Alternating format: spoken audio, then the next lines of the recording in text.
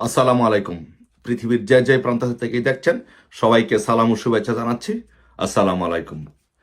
আজকে বিজয়ের এই দিনে সকল শহীদদের শ্রদ্ধার সাথে স্মরণ করছি এবং বাংলাদেশের সবাইকে বাংলাদেশ আওয়ামী লীগের পক্ষ থেকে বিজয় দিবসের শুভেচ্ছা জানাচ্ছি।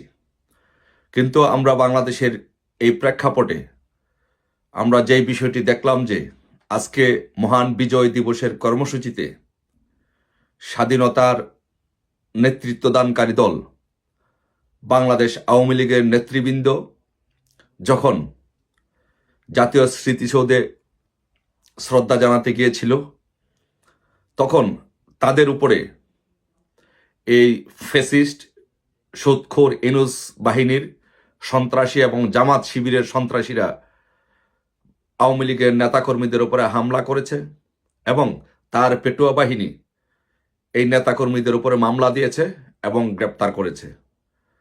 আমরা বা এই হামলা মামলা এবং গ্রেপ্তারের তীব্র নিন্দা এবং প্রতিবাদ জানাচ্ছি। আর সাথে সাথে আমি সেই সকল ভাই বোনদেরকে ধন্যবাদ জানাচ্ছি, কৃতজ্ঞতা প্রকাশ করছি, যারা সকল বাধা বিপত্তি, হামলা মামলা, গ্রেপ্তার, আতঙ্ক সত্ত্বেও আজকে বাংলাদেশের বিজয় দিবসের কর্মসূচি পালন করেছেন। আজকে তাদেরকে সবাইকে ধন্যবাদ জানাচ্ছি।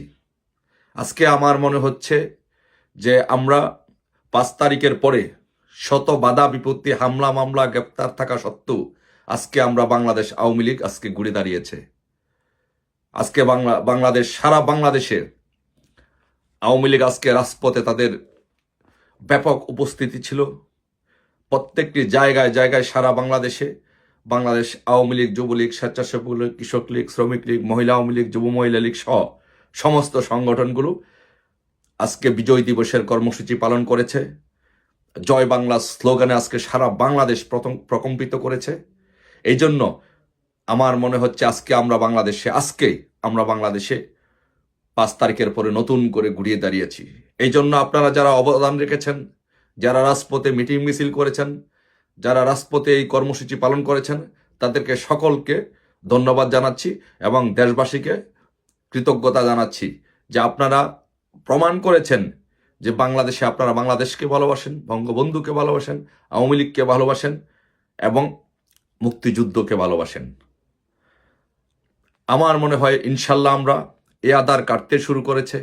ইনশাল্লাহ অচিরেই এ আদার কেটে যাবে এবং আমাদের বিজয়ের ভোরের সূর্য ইনশাল্লাহ খুব শীঘ্রই দেখা যাবে। আমাদের বাংলাদেশ মুক্তিযুদ্ধের সপক্ষের দল হিসেবে বাংলাদেশ আওয়ামী লীগের পক্ষে এবং বঙ্গবন্ধু পরিবারের পক্ষে বারবার আঘাত হেনেছে হায়নার দলেরা, কিন্তু কখনই কোনো আঘাত করেই বাংলাদেশের জনগণকে, বাংলাদেশকে এ হায়নার দলেরা কখনো দাবিয়ে রাখতে পারে নাই। ইনশাল্লাহ এবারও আপনারা প্রমাণ করেছেন সারা বাংলাদেশে যে যতই আঘাত করেন, যতই হামলা মামলা নির্যাতন করেন না কেন, বাংলাদেশ আওয়ামী লীগকে, বাংলাদেশের জনগণকে কেউ দাবিয়ে রাখতে পারবে না। তাই এই কর্মসূচি যারা শত প্রতিকূলতার মাঝেও সফল করেছেন, আমরা আশা করি আপনারা আগামী দিনও এরকম দলের প্রতি ডেডিকেশন দেখিয়ে, দলের প্রতি আনুগত্য দেখিয়ে, দেশের মানুষকে ভালোবেসে সকলে ঐক্যবদ্ধভাবে এই ইনুস বাহিনীর বিরুদ্ধে সকলে গর্জে উঠবেন, সকলে দাঁড়াবেন এবং ঐক্যবদ্ধ আওয়ামী লীগ যখন হবে তখন ঐক্যবদ্ধ আওয়ামী লীগকে কেউ হারাতে পারে না, সেটা বারবার প্রমাণিত হয়েছে।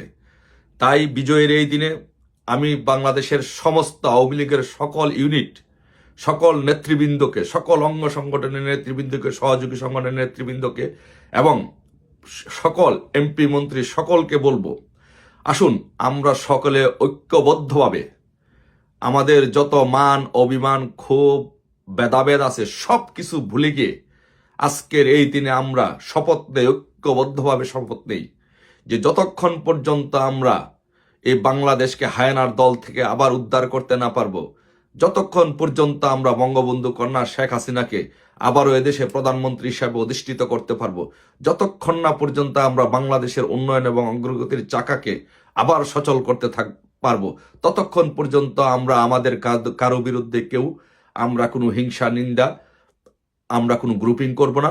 আমরা সকলে ঐক্যবদ্ধভাবে এই পরিস্থিতি থেকে উত্তরণ ঘটিয়ে আমাদের মাননীয় প্রধানমন্ত্রীকে আবারও প্রধানমন্ত্রী হিসাবে তাকে অধিষ্ঠিত করে তাকে বাংলাদেশের সেবা করার সুযোগ দিব। আজকের বিজয়ের এই দিনে এটাই হোক আমাদের প্রত্যয়, আজকের বিজয়ের এই দিনে এটাই হোক আমাদের শপথ, দৃঢ় প্রত্যয় যে আমরা সকলে ঐক্যবদ্ধভাবে বাংলাদেশ আওয়ামী লীগের সভানেত্রীকে আবারও এদেশ শাসন করার জন্য, এদেশের রাষ্ট্র ক্ষমতা পরিচালনার জন্য তাকে আমরা প্রধানমন্ত্রী হিসাবে অধিষ্ঠিত করব। আর যতক্ষণ পর্যন্ত তাকে আমরা এই প্রধানমন্ত্রী পদে অধিষ্ঠিত করতে না পারবো, যতক্ষণ পর্যন্ত মানুষের